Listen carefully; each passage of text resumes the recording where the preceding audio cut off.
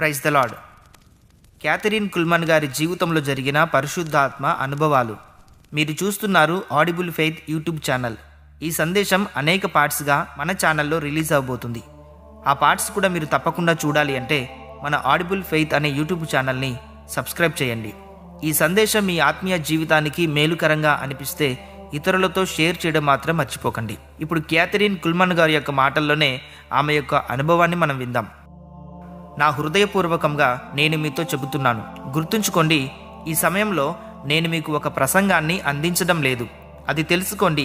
నేను మీతో మాట్లాడుతూ ఉన్నప్పుడు నన్ను ఒక సేవకురాలుగా చూడకండి, ఎందుకంటే నా స్వంత వ్యక్తిగత అనుభవాన్ని మాత్రమే నేను మీకు ఇవ్వగలను. ఎవరైనా సరే తాము అనుభవించిన దానికంటే ఎక్కువగా ఏది ఇతరులకు ఇవ్వలేరు. ఈ విషయాన్ని ఎల్లప్పుడూ గుర్తుంచుకోండి. పరిశుద్ధాత్ముని గురించి నా స్వంత వ్యక్తిగత అనుభవాన్ని చాలా సరళమైన రీతిలో మీకు తెలియజేస్తాను. పరిశుద్ధాత్మునితో నా మొట్టమొదటి పరిచయం మిస్సౌరీలో కాంకోర్డియా అనే ఒక చిన్న మెథడిస్ట్ సంఘంలో జరిగింది. నేను ఎక్కడి నుండి వచ్చానో మీకు తెలిస్తే బాగుంటుంది. కాంకోర్డియా అనేది బహుశా మ్యాప్లో కూడా ఉండకపోవచ్చు. అది అంత చిన్న గ్రామం. అక్కడ జనాభా 1200 మించి ఉండరు. మా అమ్మ మెథడిస్ట్, మా నాన్న బాప్టిస్ట్. అయితే వాళ్ళిద్దరూ భక్తి విషయాల్లో అంత కఠినంగా ఏమీ ఉండేవారు కాదు. అది ఒక ఆదివారం ఉదయం. ఇది నా జీవితంలో సజీవమైన అనుభవం. పరిశుద్ధాత్ముడితో నాకు కలిగిన మొట్టమొదటి స్పర్శ ఇది. అప్పట్లో అది నాకు తెలియదు. ఆ ఆదివారం ఉదయం ఆ చిన్న మెథడిస్ట్ సంఘంలో మా అమ్మ పక్కన కూర్చొని ఉన్నాను. ఆ సంఘంలో 100 మంది కంటే ఎక్కువ పట్టరు. నేను అక్కడ కూర్చొని ఉన్నాను. చివరి పాట పాడే సమయం వచ్చింది. నేను పాతకాలపు మెథడిస్ట్ కీర్తనల పుస్తకాన్ని పట్టుకొని ఉన్నాను.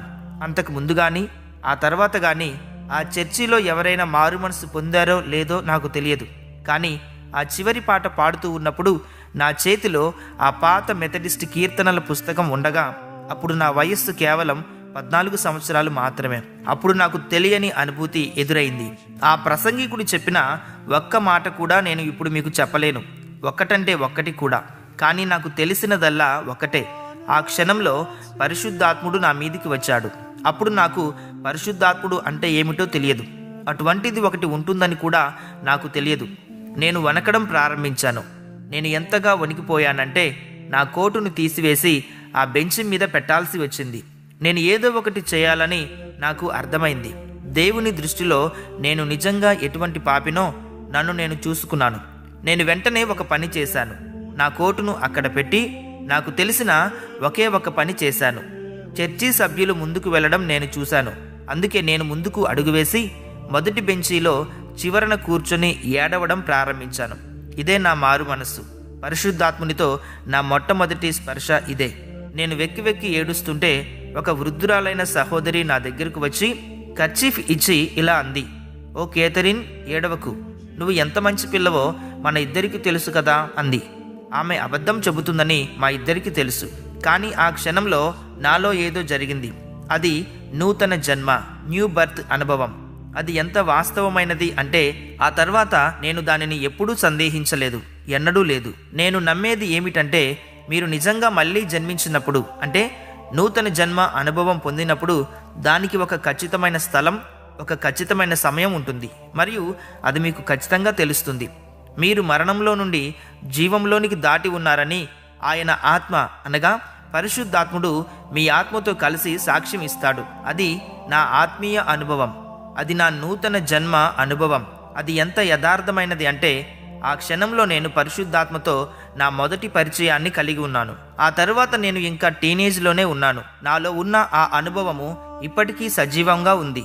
నేను ఆ స్థలానికి ఇప్పుడే వెళ్ళగలను.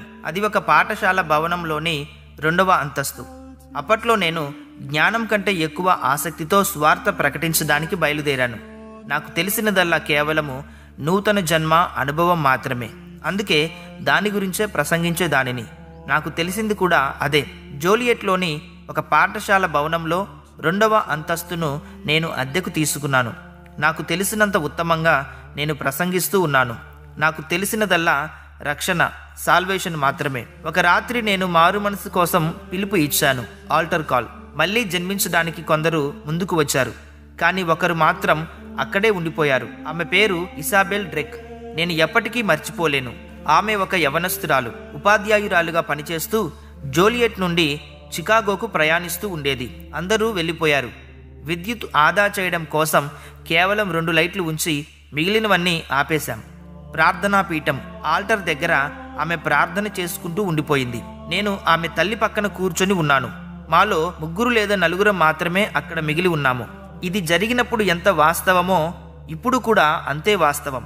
అప్పుడు అకస్మాత్తుగా ఆ క్షణంలో పరిశుద్ధాత్మని గురించి ఏమీ తెలియని ఆ వ్యక్తి, పరిశుద్ధాత్మ బాప్తిస్మము గురించి ఏమీ తెలియని ఆ వ్యక్తి, అంతకుముందు ఎప్పుడూ ఎవరు కూడా అన్య భాషల్లో మాట్లాడడం వినని ఆ వ్యక్తి అకస్మాత్తుగా పైకి చూసింది. ఆమె తన 2 చేతులను పైకెత్తి పాడటం ప్రారంభించింది. అది ఎంత సుందరంగా, ఎంత అద్భుతంగా ఉందంటే ఆమె అత్యున్నతమైన శృతిని అందుకుంది. అది పరిపూర్ణమైన మహిమతో నిండి ఉంది. ఓ దేవా, అప్పటి నుండి నేను మళ్ళీ అటువంటి గానాన్ని ఎప్పుడూ వినలేదు. ఆ కొద్దిపాటి వెలుగులో నేను అక్కడ కూర్చొని ఉండగా ఆమె తల్లి నా చేతులు పట్టుకొని ఇలా అంది, కేథరిన్, కేథరిన్, అది నా కుమార్తె, కానీ నా కుమార్తెకు కనీసం శృతి తప్పకుండా పాడటం కూడా రాదు. పాడుతున్నది నా కుమార్తె కాదు అని ఆశ్చర్యపోయింది. ప్రభువు మహిమ ప్రకాశిస్తున్న ఆ ముఖాన్ని చూసి మేము విస్మయంతో అక్కడే కూర్చుండిపోయాము. అది అంత సుందరంగా ఉంది. సుమారు 15 నిమిషాల పాటు లేదా అంతకంటే ఎక్కువ సమయం కావచ్చు. ఆ స్వరంలోని పరిపూర్ణత, ఆ సంగీతంలోని మాధుర్యం కొనసాగింది. నేను అప్పుడు నేర్చుకుంటూ ఉన్నాను. నేను పరిశుద్ధాత్ముని చూస్తున్నాను. అంతకుముందు నాకెన్నడూ తెలియని ఒక అద్భుతమైన కార్యానికి నేను సాక్షిగా నిలబడ్డాను. సుమారు 15 నిమిషాల తర్వాత, సమయం ఎంత అయిందో నేను ఖచ్చితంగా చెప్పలేను, ఆమె తన తల వంచుకుంది. ఒక వ్యక్తి పరిశుద్ధాత్మ బాప్తిస్మమును పొందడం నేను కల్లారా చూశాను. ఒక విషయం గుర్తుంచుకోండి, నాలోని ప్రతి అణువుతో నేను పరిశుద్ధాత్మ బాప్తిస్మమును నమ్ముతూ ఉన్నాను. ఆయన అంటే పరిశుద్ధాత్ముడు మీతో ఉన్నాడు, కానీ ఆయన మీలోనికి వచ్చి మీరు అనే పాత్రను అక్షరాల నింపే ఒక అనుభవం ఉంది. ఎల్లప్పుడూ ఒకటి గుర్తుంచుకోండి, పరిశుద్ధాత్ముడు ఒక కార్యం చేసినప్పుడు అది సంపూర్ణమైన పరిపూర్ణతతో ఉంటుంది. ఈ ఉదయకాలపు ఆరాధనలో నేను చెప్పే మాటలన్నీ మీరు మరిచిపోయినా సరే, ఒకటి మాత్రం తెలుసుకోండి, దేవుడు సంపూర్ణుడు. ఆయన అపరిమితమైన పరిపూర్ణుడు. యేసుక్రీస్తు అపరిమితమైన పరిపూర్ణత కలిగిన వ్యక్తి. త్రిత్వంలోని శక్తివంతుడైన 3వ వ్యక్తి విషయానికి వస్తే ఆయన కూడా అపరిమితమైన పరిపూర్ణత కలిగిన వాడే. ఆయనే పరిశుద్ధాత్ముడు. ఈ లోకంలోని దేనికంటే ఎక్కువగా నా ఆత్మను మీ ముందు ఉంచి ఎంతో రోమాంచితమైన ఒక సత్యాన్ని మీకు చూపించాలి అనుకుంటున్నాను. పరిశుద్ధాత్మ బాప్తిస్మాన్ని నేను నమ్ముతున్నాను. అయితే ప్రియమైన వారలారా, ఆయన మాట్లాడినప్పుడు అది అత్యంత పరిపూర్ణంగా ఉంటుంది. అది పిచ్చి ప్రేలాపన కాదు.